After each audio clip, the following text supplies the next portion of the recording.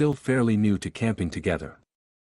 We had just started exploring the great outdoors as a couple, and with every trip, we were learning what worked, what didn't, and how to handle the unpredictability of nature. During one of our drives through Minnesota, we spotted a sign for the Minnesota Valley State Recreation Area. We hadn't planned on staying there specifically, but the idea of finding a more remote, off-the-beaten-path campground was appealing. The directions led us west of Shakopee, down a narrow, 5-mile gravel road that seemed to disappear into the woods. The drive-in felt isolated in a way that was both peaceful and slightly eerie. The gravel crunched beneath the tires, and the trees formed a canopy overhead, blocking out most of the late afternoon sun. We didn't pass a single car coming or going, which felt odd considering it was prime camping season. Still, the area was beautiful: tall trees, open skies, and a hint of that earthy pine smell that always makes the wilderness feel alive. When we pulled into the campground, we realized we were the only ones there. Not another tent, car, or camper in sight. That gave us pause. A campground with no other visitors, in the middle of summer. It struck us as strange. But just as we started to second-guess our decision, a park ranger drove through in a white truck. Gave us a friendly wave, and disappeared down the gravel road. That small interaction reassured us. If a ranger was doing rounds, the area must be safe, or so we thought. We quickly picked a site, one tucked slightly into the trees but still close to the gravel path. After unloading some of our gear, tent, tarp, a couple of buckets with cooking supplies, we left the bulk of it behind to reserve our spot and drove back into town for dinner. At that time, we weren't very experienced at campsite cooking, and stopping for a quick bite felt easier than fumbling with a portable stove. Dinner ended up taking longer than expected. We lost track of time a bit, and by the time we realized the campground gates closed at 10 p.m., we were rushing to beat the clock. We made it back with about 15 minutes to spare, the sun completely gone, and the woods already cloaked in night. We began setting up camp as quickly as we could, relying on the glow from our car's headlights and our flashlights to see what we were doing. As we rolled out the air mattresses and arranged the sleeping bags inside the tent, we started to hear it, the unmistakable sound of dry leaves crunching just beyond our campsite. The footsteps were slow, deliberate, and unnervingly heavy. At first, we dismissed it as a deer or maybe a raccoon. Something common in the woods. But then the sounds moved, from one side of the campsite to the other, pacing as if circling us. Every time we shifted locations, the noises followed. The silence in between each step was thick, as though the woods were holding their breath. Then it came, a sound I'll never forget. A deep, guttural moan echoed through the trees.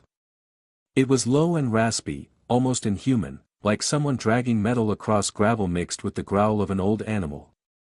It didn't sound like anything we had ever heard before, and it sent a cold wave of dread straight through us. My wife and I locked eyes, both of us realizing this was more than just nerves or the ordinary sounds of the forest. I grabbed the flashlight, trying to steady my hands, and aimed it in the direction of the noise. The beam swept across the trees, catching branches, brush, and then, something else. Two glowing eyes stared back at me, reflecting the light. They were set at the height of a person, maybe 6 feet off the ground, and they didn't blink. I froze. My heart dropped. A primal fear took hold of me, one that defies logic and burns itself into memory. I stepped back and told my wife what I had seen. She didn't need any convincing. "We're leaving now," she said, her voice firm but shaken. Even though it was after 10 p.m. and the campground gates were technically supposed to be closed, we didn't care. Survival instinct kicked in. We scrambled to throw our valuables into the car, phones, wallets, flashlights, and left behind anything that didn't fit in the initial grab: the tent, the sleeping bags, our cooler. Within minutes, we were back in the car and speeding down the gravel road, headlights slicing through the darkness. To our relief, the gate at the end of the road was still wide open, almost as if no one had passed through since we arrived. It felt surreal. As we hit the highway, we allowed ourselves a moment to breathe, but that didn't last long. About 1.5 miles down the road, one of our tires blew, we pulled over briefly to assess the damage, and there it was, a shredded tire in the middle of nowhere, under a moonless sky. We debated whether to try changing it right there or risk driving on the rim. But the idea of standing outside the car, in total darkness, with whatever was out there possibly following us, was too much. We kept driving, slowly and nervously, until we spotted the familiar glow of a gas station. Inside, a kind couple noticed our situation and offered to help change the tire. They even said they'd accompany us back to the campground to retrieve the rest of our gear. While their kindness was heartwarming, the thought of returning to that site in the middle of the night was out of the question. We politely declined, thanked them, and booked the cheapest motel we could find in Shakopee. The next morning, under the safety of daylight, we returned to the site. Everything was exactly where we left it. The tent was untouched, no signs of animals or people. It was almost as if nothing had happened at all. But that eerie feeling didn't leave us.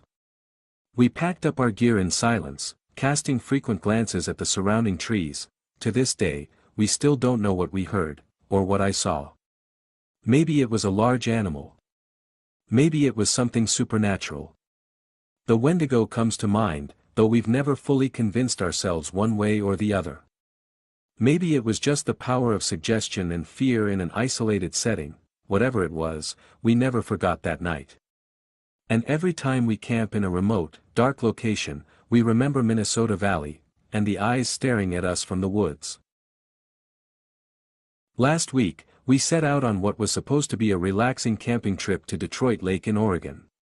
Nestled in the Willamette National Forest, the area is well known for its crystal-clear waters, scenic mountain views, and excellent campsites. While we stayed at a well-maintained campground by the lake, curiosity got the better of us. We'd heard about the wildfires that tore through the region 2 years earlier and wanted to see how the land had recovered. So, we hopped into the Jeep and took a detour into the nearby burn zone. What began as a casual exploratory drive quickly turned into something much more sobering, and, to be honest, a little eerie. The first few miles beyond the main camping areas felt relatively normal. Though the further we drove, the more obvious the signs of destruction became. Trees stood like blackened skeletons, stripped of their branches and bark, their trunks scarred from intense heat. Some areas had been completely cleared, exposing pale, dusty soil where dense forest once stood. The road twisted through silence broken only by the crunch of gravel beneath our tires and the occasional rush of wind through the hollowed-out trees. Burned forests have a particular energy to them. It's not just the physical danger, rock slides, unstable trees, and weakened soil, but something emotional, almost spiritual. There's a heaviness in the air, a reminder of what was lost. And yet, even in that charred landscape, nature showed its resilience. Small green plants poked defiantly through the ash, and in several places, entire patches of wild vegetation had begun to reclaim the ground. The contrast between destruction and regrowth was jarring. One moment, we were surrounded by ghostly, lifeless trees, and the next, we'd pass a hillside flush with bright greenery. Streams still flowed through the canyons, undeterred by the devastation around them. Birds flitted between branches, and in one spot, we even spotted deer grazing in a clearing, proof that the forest, slowly but surely, was coming back to life, but the sense of abandonment never left us. We came across several old campgrounds tucked just off the main road. These weren't small clearings either. Some had multiple loops with dozens of campsites, once busy with campers, kids, campfires, and laughter. Now they were silent. Completely void of human presence. What struck me first were the signs. At the entrances to several group sites, faded notices still hung, warning that the campgrounds were closed due to COVID-19. These signs had clearly been posted just before the fires hit. And they hadn't been touched since. That alone was haunting. It felt like time had frozen just before everything went wrong, an eerie reminder of the 1-2 punch the area had taken between the pandemic and the wildfire. Off-road campsites managed by the Bureau of Land Management were in even worse shape. Trees had fallen across access points, underbrush had overtaken the driveways, and remnants of man-made infrastructure, fire rings, picnic benches, signs, were either buried or burned. These sites, too, were swallowed by the wilderness, left to decay without upkeep or attention. We kept driving deeper, eventually arriving at one of the larger national forest campgrounds. From the layout, it was easy to imagine what it had once been: organized loops, gravel tent pads, communal areas. Now, it was more like a ghost town. The picnic tables had been relocated to the host station near the entrance, likely to discourage squatters or off-season campers. In some cases, they had been dragged into the center of each site or even flipped over. It gave the impression of a cleanup effort that had started but was never finished. The water lines here were unusable. We'd heard that much of the underground infrastructure had been contaminated during the fire, and standing there, looking at melted spigots and scorched PVC piping, it was clear how severe the damage had been. Bathrooms were padlocked, trash bins stood in warped and burned shapes, and the once helpful information boards now served as relics, snapshots of a time before the blaze. And yet, the river still ran. That was the strangest part. The sound of moving water, the kind of sound that normally makes campgrounds feel alive and welcoming, was still there. It provided an odd contrast to the desolation. You could close your eyes and imagine that families were nearby, that tents were pitched, and kids were skipping rocks. But opening them revealed a place devoid of all that. Just a burned, quiet shell. About 12 miles of the road from Detroit Lake into the burn area have been reopened by the state. That stretch is enough to offer a sobering tour of the devastation, but nearly all of the campsites and Forest Service roads along that route remain closed, many still barricaded and untouched since the fire. Beyond the 12-mile mark, access is restricted entirely. The terrain beyond is considered highly unstable, and restoration crews continue to work, slowly and carefully, to stabilize what they can. There's something deeply moving about witnessing a place like this. It's a stark reminder of how fast things can change, how a fire, fueled by drought and wind, can erase decades of growth and recreation in a matter of days. It's also a testament to the strength of nature, stubbornly reclaiming its space inch by inch. For us, this side trip became the most memorable part of our camping week. Not because we saw something beautiful, though there was beauty in the resilience, but because we saw something raw, an honest snapshot of recovery and abandonment. We left feeling humbled, a little haunted, and a lot more appreciative of the campgrounds that still welcome visitors today. Even now, I can still picture those empty loops, the scorched forest, and the rivers running through it all. It wasn't the kind of place you forget. And maybe that's the point. I've always been drawn to the supernatural, not in a passing, idle way, but with an intense curiosity that lingered ever since I was a kid. The idea that something might exist beyond what we see, something lurking in the shadows, always captivated me. Luckily, my closest friends, Sarah and Mark, shared that same fascination. So when the idea of a camping trip in Blackwood Forest came up, a place draped in dark folklore and whispered stories of hauntings, we were all in without hesitation. Blackwood wasn't just any forest. It was the kind of place that people spoke of with lowered voices, that older locals warned against visiting after dark. Stories of strange rituals, disappearing hikers, and ghostly figures were passed around like urban legends. Of course, we didn't believe any of it. Not really. But it added an edge of excitement to our plan, and that was all we needed. In the weeks leading up to the trip, I prepared meticulously. I bought a new tent, a solid sleeping bag, backup batteries, extra flashlights, anything that might prove useful. I wasn't just camping. I was stepping into a place steeped in mystery, and I wanted to be ready. The day finally arrived. The three of us packed up the car and headed out, laughing and joking along the way. Mark played his terrible road trip playlist, Sarah kept snapping photos of everything, and I just soaked it all in. After a long drive, we reached the forest's edge, parked the car, and began our hike into the thick wilderness. We walked for miles, weaving deeper into the woods, eventually settling on a clearing surrounded by dense trees. It was perfect, quiet, isolated, and far from the beaten path. We set up camp, got a fire going, and let the forest swallow us whole. that first night was amazing. The stars burned bright overhead, the fire crackled warmly, and we roasted marshmallows while trading ghost stories, trying to outscare each other. Despite the chilling tales, nothing felt out of place.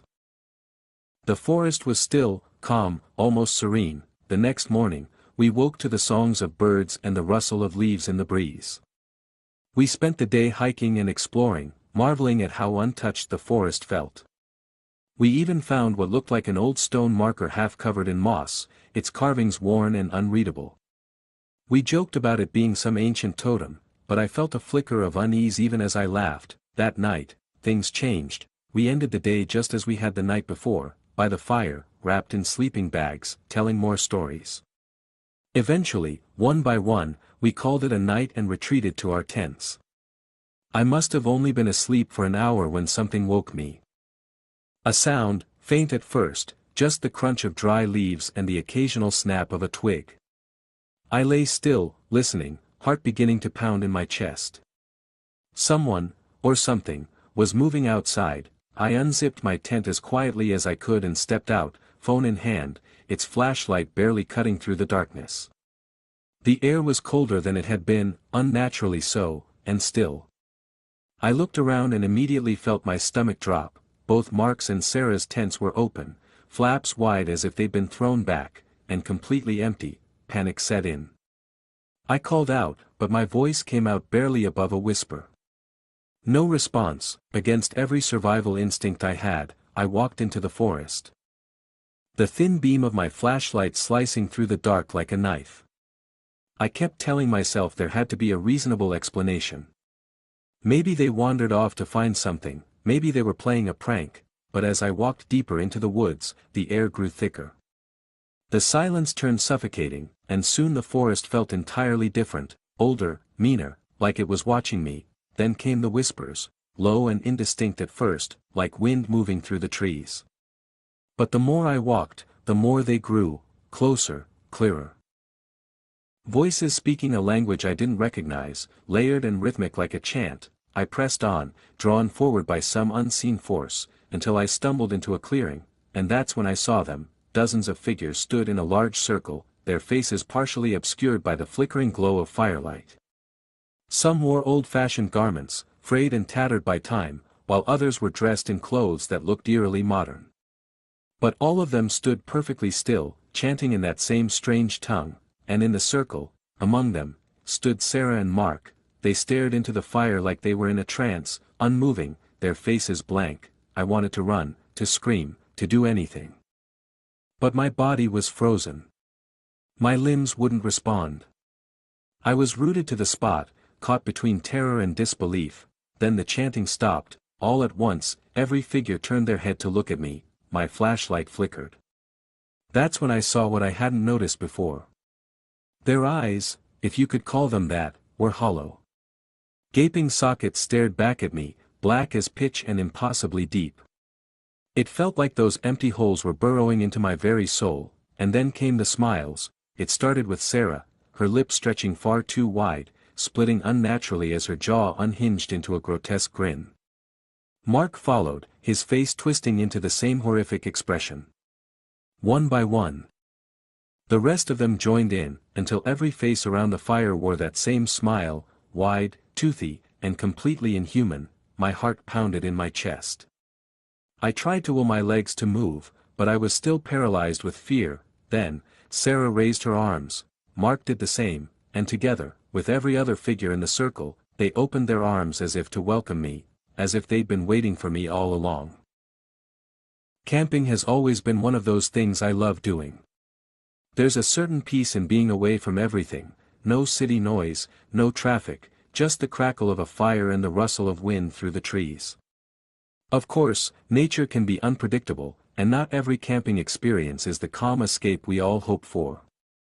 Some of them turn out to be unforgettable in ways you'd never expect. One of the most intense nights I ever spent in the woods was during a trip with my wife.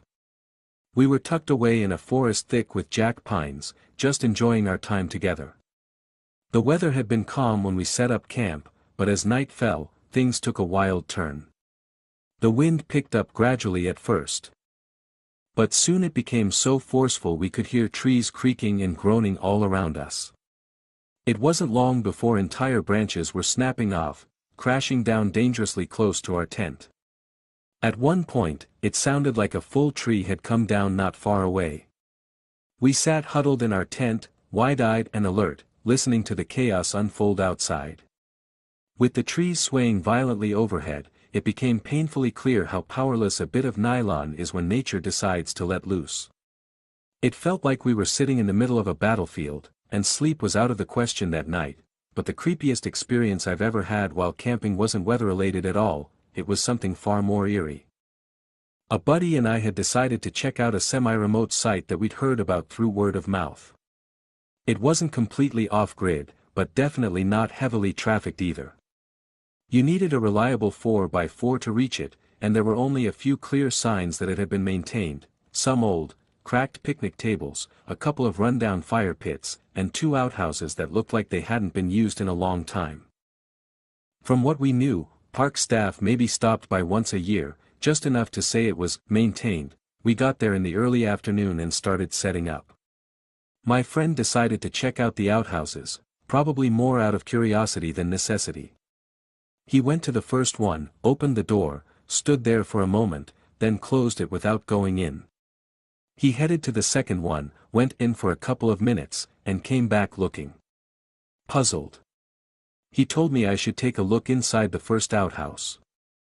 I asked him why, figuring maybe it was disgusting or an animal had died inside, but he just shook his head and said, "You'll want to see this," so I walked over and opened the door, bracing for the worst. But what I saw stopped me cold. Inside were 3 full-sized backpacks, all neatly arranged. Not just regular backpacks, these were the kind you take on extended backcountry trips. We couldn't resist taking a closer look, curiosity getting the better of us. 2 of the packs were filled with high-quality gear. Tents, sleeping bags, cookware, all neatly packed and ready to go. It was strange, but not alarming. The third bag, however, was something else entirely. It was packed to the brim with candy. And not just any candy, Skittles.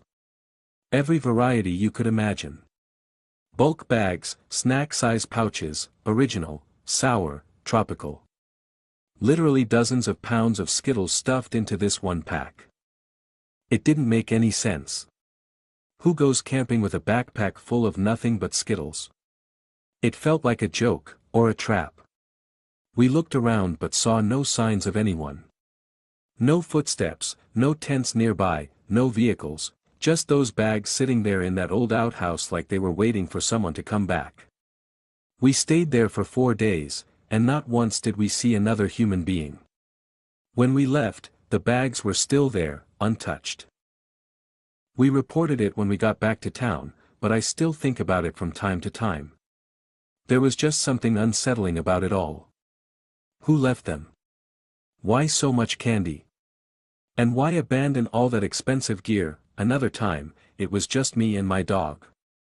I had decided to do a quick overnight trip, nothing extreme, just a spontaneous escape into the woods to recharge. I set up a simple shelter using a tarp, lit a small fire, and got comfortable. The spot wasn't far off a trail, but I hadn't realized how close I was to another access road nearby. My car was parked far enough away that I felt completely alone. That illusion didn't last long. Just as I was starting to drift off, I heard the sound of an engine roaring in from somewhere nearby. A truck came barreling down the road, and I could hear multiple voices, loud, clearly intoxicated, shouting and laughing. Then, to my horror, came the gunshots. At first, I hoped it was just someone shooting off into the air, but the sound kept coming, erratic bursts that echoed way too close for comfort. Given the layout of the land, I had a gut feeling they were firing in my direction without even realizing I was there. I didn't waste time. I grabbed my dog, who was already tense and alert, and we moved out quickly. I kept him on a tight leash and stayed low as we made our way out of the area. I avoided the trails and took a longer route back to where my car was parked. It wasn't the longest hike I've ever done, but it was definitely one of the most nerve-wracking. We didn't stop until we were completely out of earshot. It's strange, the things that can turn a peaceful trip into something you never forget. Sometimes it's the raw power of the natural world reminding you that you're just a visitor in its domain. Other times, it's the bizarre or unexplained, like candy-filled backpacks or abandoned campsites, that makes you question what's really going on in the woods. And every now and then, it's other people who become the biggest threat, even when they don't know you're there. Either way, these moments stick with you, and they change the way you look at the silence of the forest forever. I once joined a group of friends for a camping trip way out in the middle of nowhere, deep in the wilderness outside of Tucson, Arizona. We were well beyond the reach of city lights or cell towers, the kind of place where your GPS stops working, and you have to rely on paper maps and instinct. It was just us, a few tents, and the vast, eerie silence of the desert. We set up our tents in a wide clearing surrounded by mesquite and scrub brush, and after a long evening of food, laughter, and stories around the fire, we all retreated to our tents to get some rest. I must have only been asleep for an hour or two when I was startled awake by a faint, strange sound just outside our tent. At first, I wasn't sure if I was dreaming or if the wind had picked up. But then I heard it again, clearly this time. Sniffing. Deep, deliberate inhaling right against the tent wall, like someone, was trying to pick up our scent through the fabric. My heart skipped a beat. My immediate thought was that a wild animal, maybe a bear or a coyote, had wandered into camp looking for food. Maybe one of us forgot to tie up the trash or seal the cooler, though I distinctly remembered telling everyone not to slack on that. I stayed as still as possible, trying to make sense of the situation. Within moments, I heard the sniffing sound move away from our tent toward the next one over. It was slow and methodical, like whatever was out there was inspecting us, one tent at a time. Inside the tent, I wasn't alone. Two other people were there with me, and without speaking, we instinctively reached out to each other, each of us silently acknowledging that we were all wide awake and aware that something very wrong was happening just outside the thin nylon walls. We lay there in complete silence, listening to the slow, deliberate pacing of whatever, or whoever, was circling our campsite. The tension in the tent was unbearable. No one dared speak. Our breaths were shallow. The only sound we could hear was the crunch of footsteps and the eerie, rhythmic sniffing. Then, from a few feet away, one of our friends burst out of his tent, yelling and shouting in a panic. He was holding a flashlight in one hand and a pistol in the other, making as much noise as possible, hoping to scare off the intruder. The rest of us scrambled out of our tents, flashlights and phone lights flickering on. We all expected to see a startled animal fleeing into the darkness. But that wasn't what we saw. Standing at the edge of our campsite, partially illuminated by the dancing beams of our flashlights, was a man. Just some stranger. No gear, no tent, nothing to indicate he was out camping. He had apparently gone through our coolers and rummaged through some of our things, and worst of all, he had been quietly sniffing our tents in the middle of the night while we slept. He didn't say a word before taking off into the desert when he realized he'd been caught. Our friend chased him off into the dark with a few warning shots in the air, and we immediately started tearing down camp. Within 10 minutes, we were gone. We thought it was a one-time freak occurrence. A bizarre story to laugh about later. We were wrong. A year later, we decided to return to the same general area, though not the exact same campsite. By then, the whole thing had become more of a strange tale we shared rather than a serious warning. We figured lightning wouldn't strike twice. This time, though, we decided to try something different to make ourselves feel safer. Instead of using tents, we all slept in the beds of our trucks or inside our SUVs. The logic was simple: we'd be less exposed, and if something did happen again, we could react more quickly. That night, I was curled up in the back of my SUV with my girlfriend beside me, the windows cracked to let in some air, a light breeze occasionally rustling through the vehicle. It had been a quiet evening, and I'd finally started to relax. Then, without warning, a beam of bright light cut through the darkness and landed directly on my face, but I didn't react. Something in my gut told me to stay perfectly still. Pretend I was still asleep. I hoped my girlfriend would do the same. My mind was racing, Was it one of my friends messing around? Or was it him again? I kept my breathing slow and even, listening intently. The light hovered for a few moments before drifting away toward one of the other vehicles. I heard faint footsteps as the person walked from truck to truck, shining the flashlight into each one. Eventually, I dared to open my eyes just a sliver.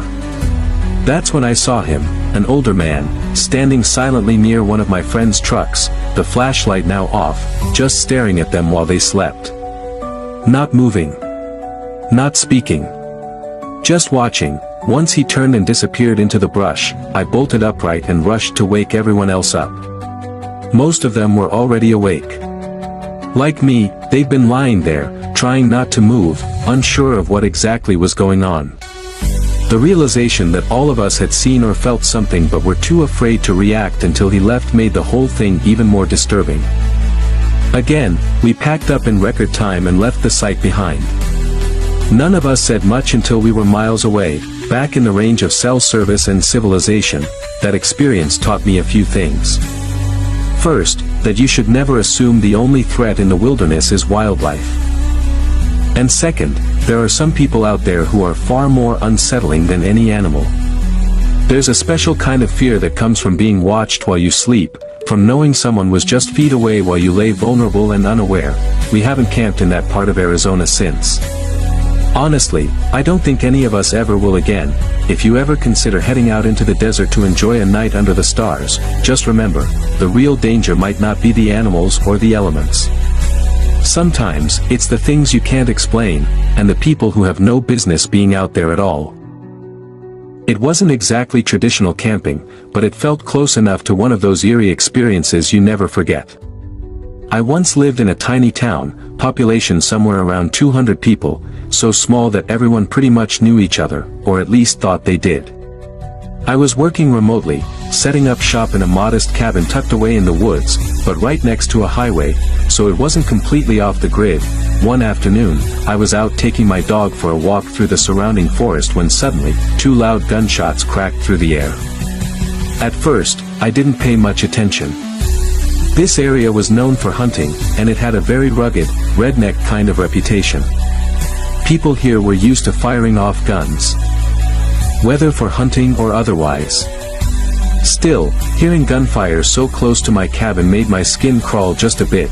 The next day, or maybe the day after, a beat-up pickup truck rolled up to my cabin.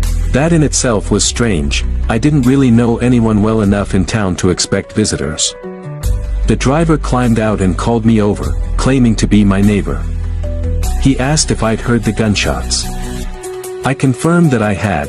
He told me that the shots came from his neighbor, who had been shooting at his house because of a land dispute. What struck me as odd was how casual he was about it. He didn't ask me to be a witness or get involved, just if I'd heard anything. When he said neighbor, I knew he meant someone who lived at least half a kilometer away, out of sight from my cabin.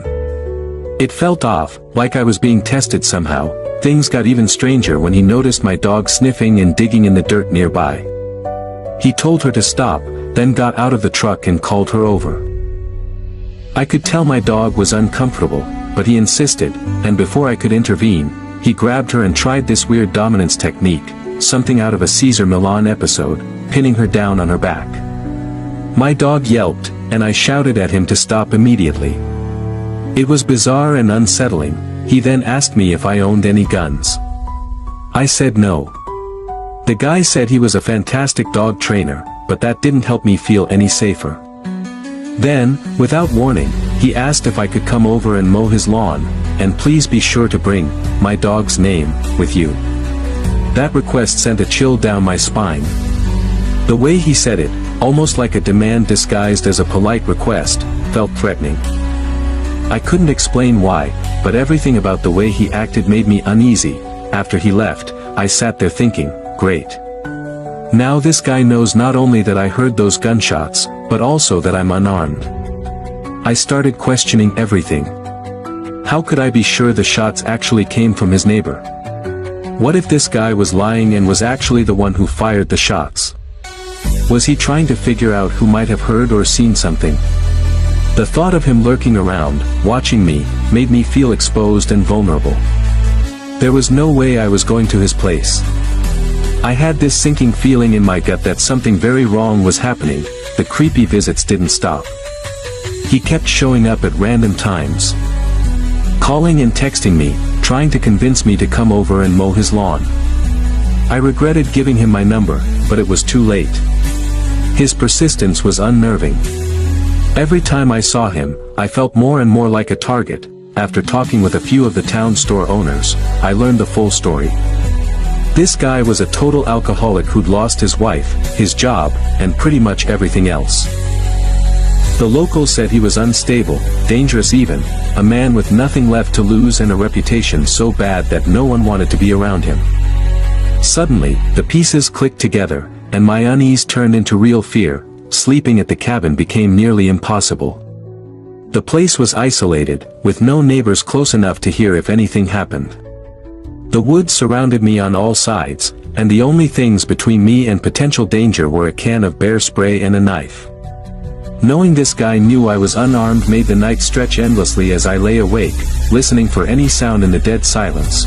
Then, one night, something happened that brought all my fears crashing down. My dog started growling softly at first, then more intensely. I couldn't hear anything myself, but her reaction was enough to make my blood run cold. Every room in the cabin had a window except the bathroom, so I grabbed my knife and bear spray and locked myself inside that tiny, cramped room. I stayed there for hours, heart pounding, straining to hear any noises beyond the thin walls. I eventually drifted off, but the dread didn't disappear. I kept picturing this man sneaking up on me with a shotgun, ready to end me because I had overheard something I wasn't supposed to. The paranoia was suffocating. I felt trapped, vulnerable, and completely alone. When I finally decided to move out, I thought I'd left the worst behind. But the new landlords of my next place were just as strange, if not worse. They actually tried to steal my dog. They already had 3 of their own, but I overheard them whispering about how they wanted to make themselves the in crowd so my dog would choose them over me. They would hand feed her treats when they thought I wasn't watching. It was small-town insanity at its worst. One morning, when the landlords went to the market, I didn't hesitate. I packed everything into my old, uninsured van, no license, nothing, and took off with my dog. I left that town without looking back. It felt like escaping a nightmare straight out of a horror movie. The hills have eyes come to life. The fear and dread I lived with there left a mark on me that I still can't shake. I've spent countless days backpacking through some of the most beautiful mountain ranges, collecting stories and memories that I'll cherish forever. But when it comes to moments that genuinely scared me to my core, nothing tops encounters with lightning. No matter how experienced you are with the wilderness, there's something uniquely terrifying about being caught in a thunderstorm, exposed to nature's raw, unpredictable power. My first real brush with lightning's danger was during a trip to Philmont Scout Ranch in New Mexico. Philmont is a legendary backpacking destination, especially for scouts, with miles of trails winding through rugged terrain and breathtaking landscapes. It's a place I'd always wanted to explore. And it definitely lived up to its reputation, for adventure and for unpredictability. One evening, our group was gathered around a makeshift campfire, cooking and eating dinner beneath a sky that was deceptively calm. The clouds were dark and heavy on the horizon, but the sun was still shining in patches through the trees. We didn't expect a storm. Suddenly, a lightning bolt struck a tree not far from our campsite, maybe 50 feet away. The noise was unlike anything I'd ever heard before. The tree exploded in a shower of splinters, branches crashing to the ground, and the air was filled with the smell of ozone and scorched wood. We all jumped up, hearts racing, shocked by the sudden violence of nature. Dinner ended up scattered all over the dirt, forgotten in that moment. That incident was a wake-up call. Over the 2 weeks we spent in that wilderness, we had other close calls with storms, dark clouds rolling in fast, the sharp crack of thunder, but nothing matched that first lightning strike so close to us. It was a humbling experience. Out there, miles from civilization, you realize how small and vulnerable you are. The power of lightning isn't just in the flash, but in the thunderous roar that follows, shaking the very ground you stand on. My second lightning encounter was by far the most intense and frightening. It happened during a trek on the Ray Lakes Trail in Kings Canyon National Park, California. The Sierra Nevada mountains are known for sudden weather changes, and that day we ended at a campsite right next to a river nestled in a narrow granite valley. The spot was stunning, but the valley showed signs of historical flooding. I wasn't thrilled about camping there, but it was an official National Park Service site, so we had no choice. Around 2 a.m., I was jolted awake by a blinding flash of light so bright it seemed to shine right through my closed eyelids.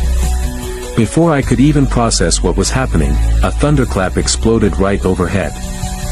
The sound was so loud and fierce I thought the earth itself was ripping apart. It's impossible to fully describe that moment, the shockwave, the noise, the raw energy of being that close to a lightning strike. It rattled the tent, the ground vibrated beneath us, and I felt paralyzed with a mix of fear and awe, but the storm didn't let up. We were directly beneath it, and the lightning kept striking repeatedly, the thunder rolling non-stop like a roaring beast. Rain hammered down in sheets, turning the ground to mud and filling the air with the scent of wet earth and pine. The lightning was so constant, it was almost as if daylight had returned outside, illuminating the forest around us with every flash. The sheer power and relentlessness of the storm made me genuinely fear for our lives. Would the river flood? Could a strike hit our camp? I lay there, heart pounding, waiting for the worst. The third time lightning made me feel completely helpless was during a trip to the Swiss Alps. We were descending from a high pass when a storm rolled in suddenly, catching us out in an open, rocky field with no cover nearby. The sky turned dark, heavy with threatening clouds, and every flash of lightning seemed terrifyingly close. There was nowhere to hide, just cold, hard rocks and the vast open sky above us. All we could do was squat low to the ground, hoping to minimize our risk.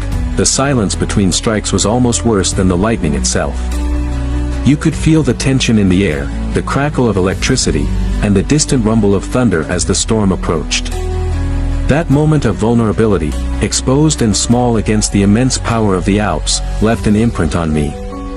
I've had amazing trips all over the world, but nothing compares to that primal fear of standing alone under an angry sky, at the mercy of forces far beyond human control. Despite these terrifying encounters, I've also learned to appreciate the beauty and awe of thunderstorms from a safe place. Watching lightning dance across the sky from inside a cabin or under a covered porch is one of life's simple pleasures. There's something mesmerizing about the flashes illuminating dark clouds, the distant growl of thunder, and the steady rhythm of rain hitting the roof. It's a reminder of nature's grandeur and power. However, when I'm outside and see a storm approaching, a deep, almost animalistic fear kicks in. It's like an internal alarm screaming at me to find shelter immediately. That fear isn't just about being wet or uncomfortable, it's a visceral reaction to the very real danger lightning poses. Being out in the open during a thunderstorm feels like stepping into a war zone where you're a target. No matter how much time I've spent in the wilderness or how prepared I am, that fear never fully goes away. It's a powerful mix of respect, caution, and raw survival instinct. Looking back on those experiences, I realize lightning has taught me more about humility and respect for nature than anything else I've faced outdoors.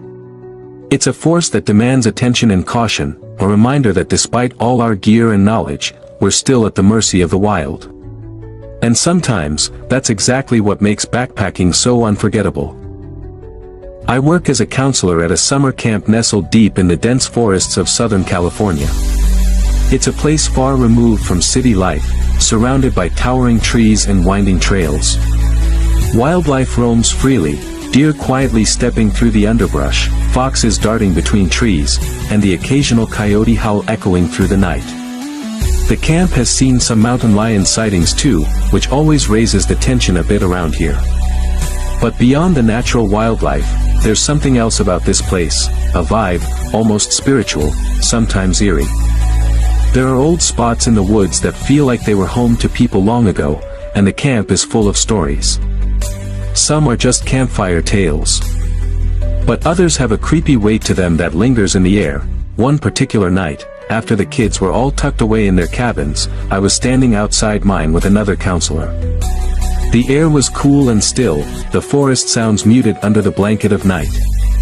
We were just chatting casually, catching up after a long day, when out of nowhere my friend Sadie came sprinting by, leading her entire teenage girls' cabin, around a dozen girls, all decked out in black clothes, looking absolutely terrified. She stopped in front of me, out of breath, and blurted out that she thought they'd just heard a ghost. She promised she'd tell me everything once her campers were asleep and said she'd meet me back at my cabin shortly. Now, Sadie is one of the most level-headed people I know, the kind who rarely gets rattled or jumps to conclusions. So for her to come running like that, it immediately piqued my curiosity and sent a chill down my spine. About 30 minutes later, Sadie showed up at my cabin, still looking shaken but trying to keep calm. She explained what had happened on their night hike. They had decided to make it fun by having everyone dress in black, pretending to be ninjas sneaking through the woods. The plan was light-hearted, and the girls were excited, laughing and whispering as they moved through the trails. But as they were returning, they came to a particularly dark and isolated stretch of the path where the trees grew thick, blocking out what little moonlight there was. That's when they heard it. At first, it was faint, like the soft cry of a small child somewhere just beyond the tree line. It sounded like a desperate help, carried on the wind. The girls froze, unsure if they'd really heard something or if their minds were playing tricks on them. But the calls continued, getting louder and louder. And then, something changed. The voice began to distort and warp, becoming less human and more otherworldly. It lost its clear pleading tone and morphed into a chilling, twisted screech that still carried the desperate urgency of a child but with a terrifying, unnatural edge. The girls started screaming and bolting back towards camp, their earlier game forgotten in an instant. Sadie and I decided that we needed to check out the source of the noise. We owed it to the campers not to let their imaginations run wild with fear. So, we cautiously made our way toward the part of the trail where the cries had been coming from. As we moved closer, the sound returned. But by now, it wasn't remotely childlike. Instead, it was a horrifying, guttural screech, something that sounded like a demon's twisted attempt at mimicking a child's scream. What made it even more unnerving was that the noise didn't seem to be coming from a single spot. Instead, it echoed all around us, as if the entire mountainside had come alive with the sound. The forest felt suffocating, the trees closing in as if they were part of the haunting chorus. Without hesitation, we turned around and ran back to the safety of the camp. The hair on the back of my neck was standing on end, and my heart was pounding in my chest. When we got back, we told the story to anyone who would listen, our voices shaky but animated with the adrenaline of what we just experienced. The next morning, the camp director held an all-staff meeting to address the incident. He explained that what we had heard was actually the call of bobcats, wild cats native to the area. Bobcats are known to make eerie, high-pitched yelps at night, especially during mating season. Their cries can sound surprisingly like a child in distress or a woman screaming. While these animals are generally shy and harmless to humans, their calls can certainly unsettle anyone unfamiliar with them, especially in the middle of the woods at night. We all breathed a collective sigh of relief. But the experience left a lasting impression. Our friends at camp never let us forget how terrified we had been, teasing us all summer long about running from ghostly demons that were really just bobcats. The story became a favorite around the campfire, a perfect mix of mystery and humor that campers and counselors alike would retell year after year. Despite the explanation, that night stayed vivid in my mind. It reminded me how the wilderness can play tricks on your senses and how our minds can turn natural sounds into something sinister when darkness falls and shadows lengthen. The woods have a way of making even the bravest people feel small and vulnerable. Since then, I've come to respect those woods even more. The calls of the wildlife, the stillness of the night, the faint rustling of leaves, they all create an atmosphere that is both beautiful and unsettling. And I know that no matter how rational I try to be, there will always be a part of me that wonders if something unseen is watching from the darkness, waiting just beyond the edge of the firelight. This story isn't about hiking exactly, but it still took place in a pretty remote and wild spot deep in the woods. My uncle owns a large piece of land way out in the country, miles away from the nearest house. The property stretches over a few acres, mostly covered in thick forest and open cow pastures that roll gently into the horizon. There's really nothing else around for at least 2 miles, which makes it a perfect getaway for anyone who wants to escape the noise and chaos of city life. A few years ago, my uncle decided to build his own home out there. Not just any home, but something special that he constructed almost entirely with his own hands. The house is a beautiful, rustic cabin-style place with a wide wraparound deck that runs along every side of the structure. It's the kind of deck that invites you to sit for hours, sipping lemonade or telling stories, while watching the sun slowly set behind the trees. The whole setup is perfect for family get-togethers, and over the years it has become our favorite place to gather during the summer.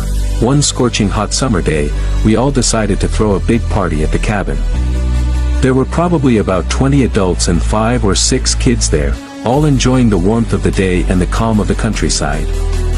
The air was heavy with heat, but a light breeze drifted through the trees and pastures, cooling us off just enough to make the weather bearable. It was one of those rare days when nature feels both fierce and comforting at the same time. I had been relaxing there most of the day, chatting with family and friends, when someone asked me to make a quick run into town to pick up some groceries we had forgotten. The store was about 20 minutes away, a small general store that served the entire rural community. I packed up and drove out, thinking it would be a simple trip. After grabbing everything on the list, I headed back toward the cabin. But as I got closer, the sky was darkening rapidly. It was one of those times of the year when night falls suddenly, swallowing the landscape whole within minutes. By the time I reached the driveway, it was already pitch black outside. No moon, no stars visible, just thick darkness pressing down on the land. That's when I saw it. Right there, sitting calmly in front of my car, was something I wasn't expecting at all. The creature was facing the house, seemingly undisturbed by the sudden flood of light from my headlights. It turned its head slowly and gave me one steady glance, unblinking. Then I realized, this wasn't just any animal. It was a panther. The sight of the big cat took my breath away. It was sleek and powerful, with muscles rippling under its glossy black coat. The way it sat there, so still and collected, was both terrifying and mesmerizing. What struck me even more was its choice of spot. It had positioned itself near the edge of the clearing, right where the kids had been running around earlier in the day. It was almost like it was watching over them, or maybe watching them as potential prey. I sat frozen for a moment, shining my headlights directly at the panther. It didn't move. It just looked back at me again, and this time, I swear, it let out a sound that was almost like a sigh. It was the most human-like sigh I've ever heard from an animal. Almost like it was saying, "All right, you caught me. I'm done here." Then, with a fluid grace, it turned and disappeared silently into the shadowy trees beyond the clearing. My heart was pounding in my chest as I sat there, not daring to move for a few seconds. The whole encounter felt surreal, like a scene from a movie. After gathering my courage, I finally stepped out of the car and hurried toward the party to tell everyone what I had just seen. The mood instantly shifted when I told them. The adults exchanged uneasy glances, and the kids suddenly seemed much quieter, sensing something ominous in the air. No one had seen the panther before that night, but everyone knew the stories about mountain lions and big cats roaming the area, rarely spotted but always lurking. For the rest of the evening, people kept glancing nervously toward the edge of the woods where the panther had been. The party continued, but the carefree, relaxed feeling had vanished. There was a new sense of respect, and maybe a little fear, for the wildness surrounding us. Over the next few days, we kept our eyes peeled, but the panther never returned. The woods seemed quieter somehow. As if the presence of the big cat had marked its territory and everyone else was keeping their distance.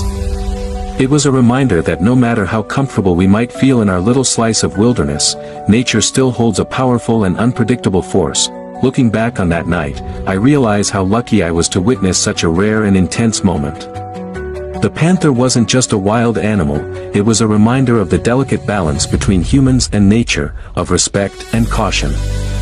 The way it watched the children, the way it acknowledged me before vanishing, it was almost as if it was silently communicating that it belonged there, and that we were the outsiders. That summer, the story of the panther quickly became legendary among our family and friends.